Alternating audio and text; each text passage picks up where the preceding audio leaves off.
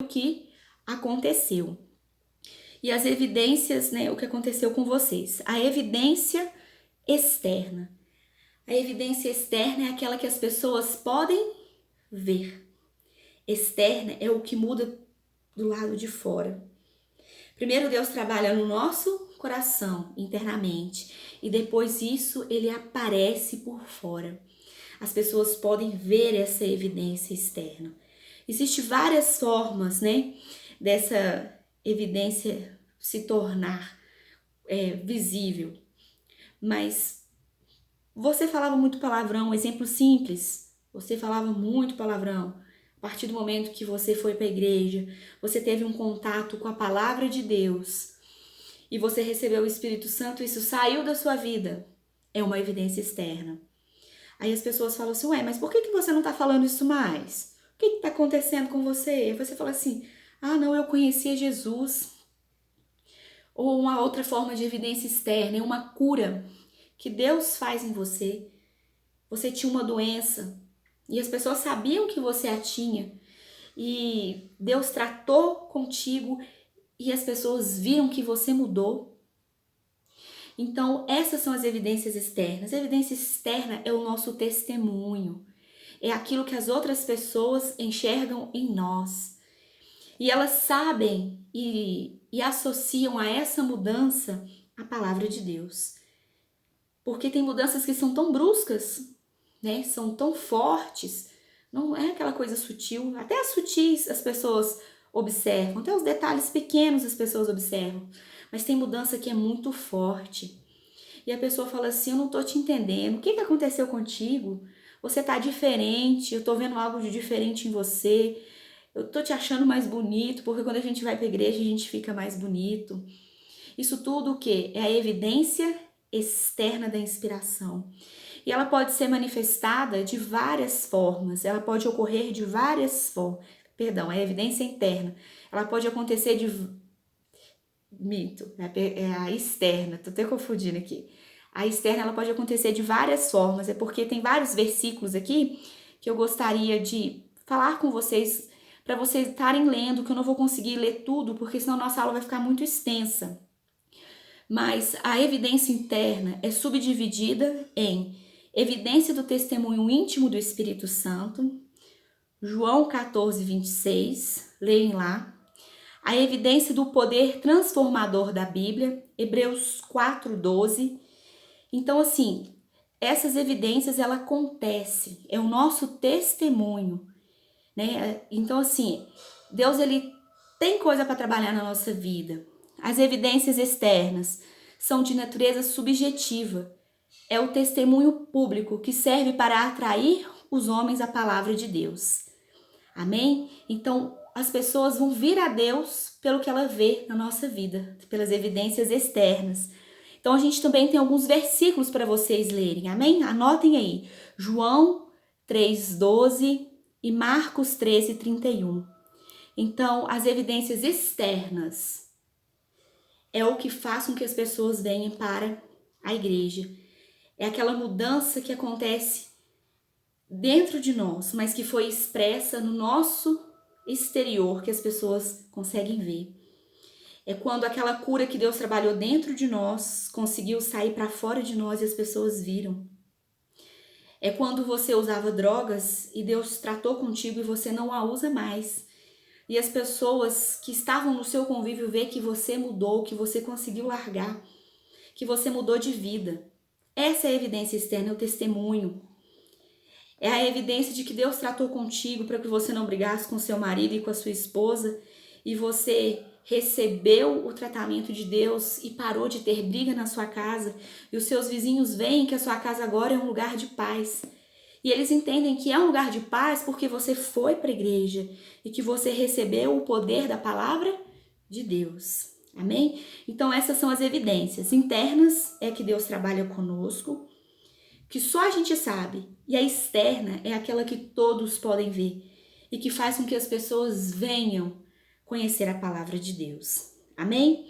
Outra definição que nós vamos aprender hoje. É de iluminação, revelação é a automanifestação de Deus. Inspiração é a escrituração da revelação. E o que é iluminação? Iluminação é quando você pega a Bíblia, você abre ela, você ora, você pede ao Espírito Santo uma orientação e você fecha os seus olhos e pede ao Espírito Santo e ora, e na hora que você lê, parece que a Bíblia abriu diante dos seus olhos. A iluminação é quando o Espírito Santo fala contigo algo que não falou com ninguém. A iluminação é quando você consegue entender aquele versículo e que Deus te dá uma orientação dentro daquela palavra como você nunca antes a teve. Isso é iluminação. E a iluminação ela acontece com cada um de forma individual. Deus ele fala conosco de forma individual. Talvez você vai ler um versículo hoje, eu também vou ler. Mas a iluminação que o Espírito Santo vai dar para mim vai ser diferente da que ele vai dar para você. Então a iluminação é quando o Espírito Santo ele abre a nossa mente e nos faz entender aquele versículo dentro da nossa necessidade, dentro daquilo que nós precisamos. Então a iluminação é quando o Espírito Santo nos ajuda a entender as coisas de Deus, nos ajuda a compreender o propósito de Deus para a nossa vida. Então essa é a iluminação, é quando a gente consegue entender a palavra de Deus. Iluminação, pensa na luz acendendo. Porque quando a gente lê a Bíblia sem o auxílio do Espírito Santo, a gente consegue entender alguma coisa? Nada. Então a iluminação é o Espírito Santo acendendo a luz e nos fazendo entender aquele versículo, entender aquele texto, entender aquela passagem e nos mostrar a aplicação pessoal para nós. É Deus mostrando para nós o que Ele quer que nós façamos, né? A direção que Ele quer nos dar. Então essa é a iluminação. A iluminação é o Espírito Santo nos ajudando a entender as coisas de Deus. Isso também está lá na apostila, com mais detalhes, mas é basicamente isso. Iluminação é o Espírito Santo nos ajudando a entender as coisas de Deus. E outra coisa que nós vamos falar hoje para a gente finalizar, né, esse capítulo 2, é a unidade das Escrituras. A Bíblia é composta por quantos livros? 66 livros. E eles foram escritos num período de aproximadamente 1.600 anos, por cerca de 40 autores. Ela foi escrita em línguas diferentes, em lugares diferentes, a qual a grande maioria dos autores não se conheceram, mesmo sendo contemporâneos, mesmo vivendo na mesma época. E isso tudo faz com que a Bíblia, né, esses fatos todos que nós mencionamos, faz com que a unidade da Bíblia se evidencie através de alguns tópicozinhos. O primeiro, o tema central.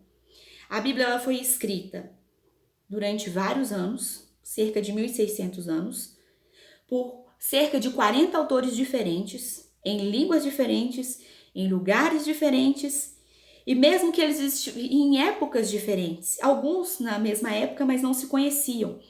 Mas todos os livros da Bíblia, todos eles, os 66 livros, ele tem o mesmo tema central, o mesmo tema. Qual é o tema central da Bíblia? A redenção dos homens. É aquela redenção, é Deus redimindo o homem do pecado. Então, o tema central da Bíblia, de todos os livros, mesmo sendo escrito por autores diferentes, em épocas diferentes, em línguas diferentes, era o mesmo. E o tema era o mesmo. O tema central, redenção dos homens. Como isso é possível? Através do Espírito Santo. Se eu começar a contar uma história aqui e pedir para você continuar na sua casa, ou se nós estivéssemos dentro da sala de aula, a história nunca sairia da forma como eu queria.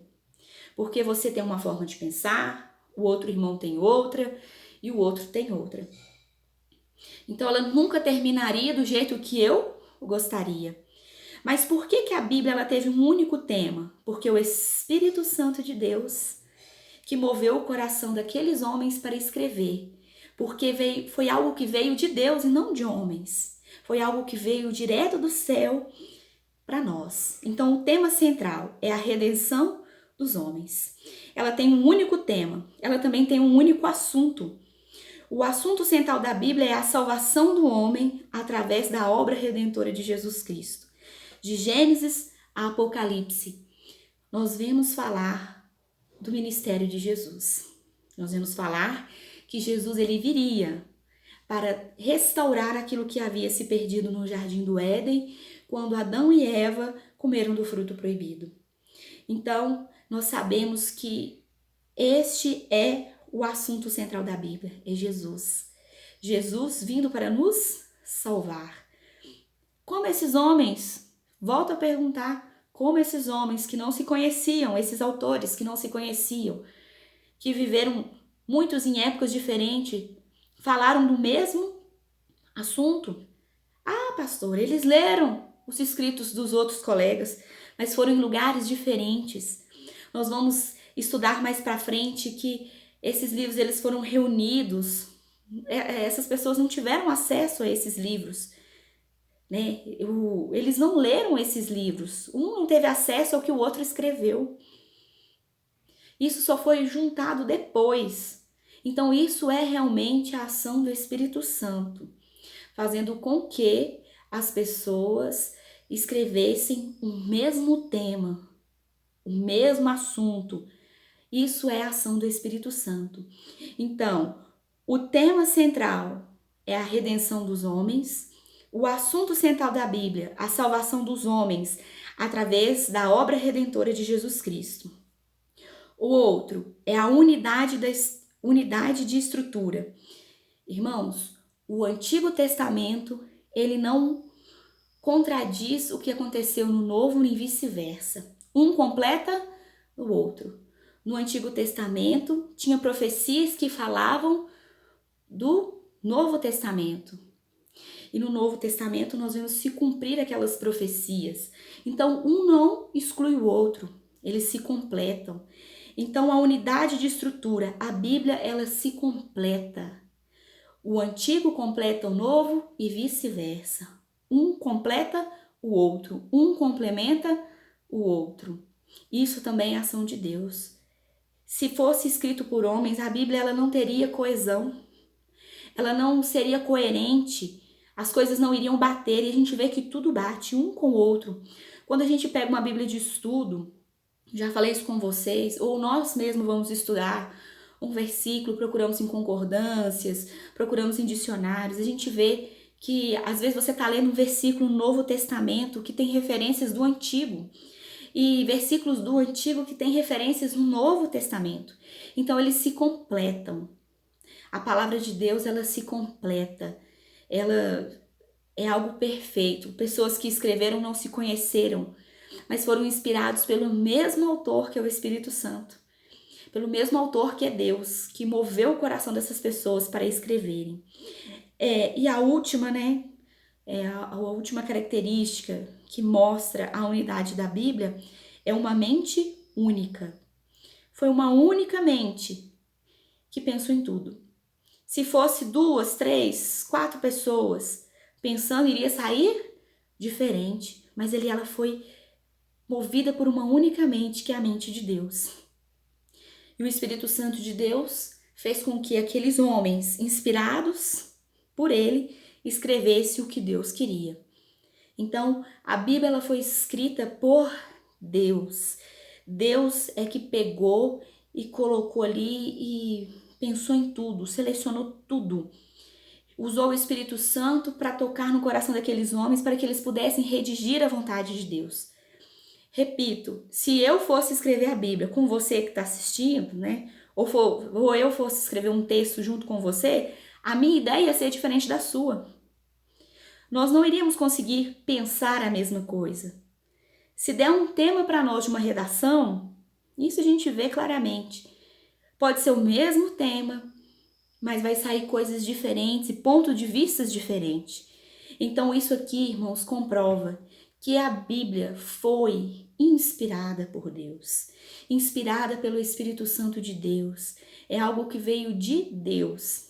Essas perguntas as pessoas nos fazem diretamente, né? Sempre. A gente tem na escola bíblica ou quando a gente vai conversar com alguém, quem me garante que a Bíblia foi escrita por Deus?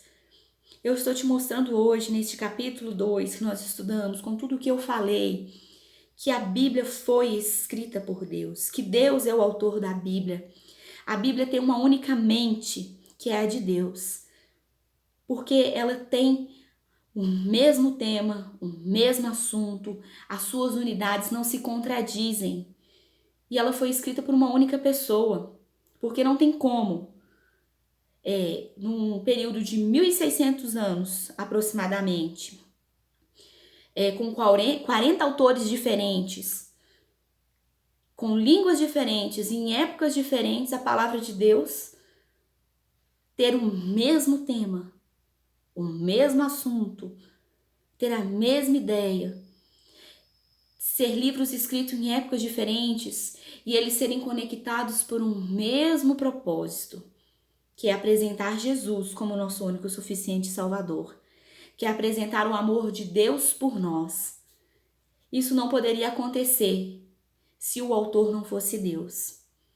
Que o Espírito Santo, irmãos, possa falar com vocês, que vocês leiam o resuminho do capítulo. Peço desculpa, irmãos, pelo português.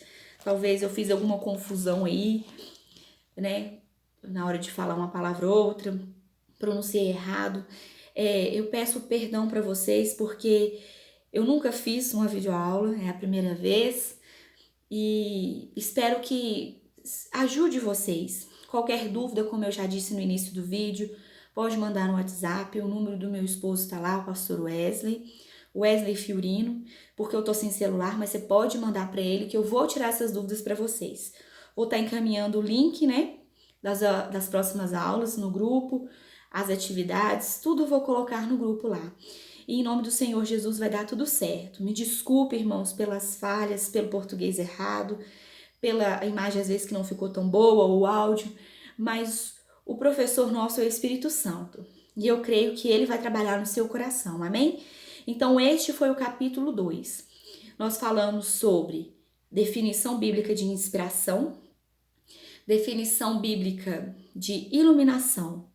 Nós falamos também o processo da inspiração, a diferença entre inspiração e revelação e as evidências da inspiração. Que o Espírito Santo possa trabalhar no seu coração e que você possa entender que a Bíblia foi escrita por Deus e que o propósito que ela tem para nós é nos salvar, é nos levar a conhecer o reino de Deus e a adorar esse único Deus em espírito e em verdade, aceitá-lo como nosso único e suficiente Salvador. Que com essa aula você possa pregar Jesus como nunca para as pessoas. Ainda mais no momento em que nós estamos vivendo agora. Que nós possamos pregar esse reino de Deus. Que nós possamos ser embaixadores de Cristo aqui na terra. Que nós possamos levar a inspiração às outras pessoas. Para que elas possam ser transformadas assim como nós fomos. Que nós possamos ganhar muitas almas para o Senhor Jesus. E que Deus te fortaleça na sua casa.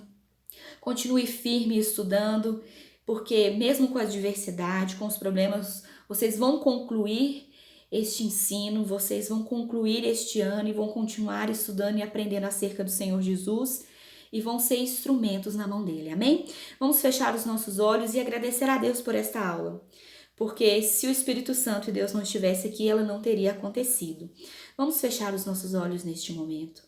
Ó meu Deus e amado Pai, em nome do Senhor Jesus, nós te louvamos e te agradecemos por essa aula. Espírito Santo, muito obrigada por tudo que o Senhor nos ensinou hoje.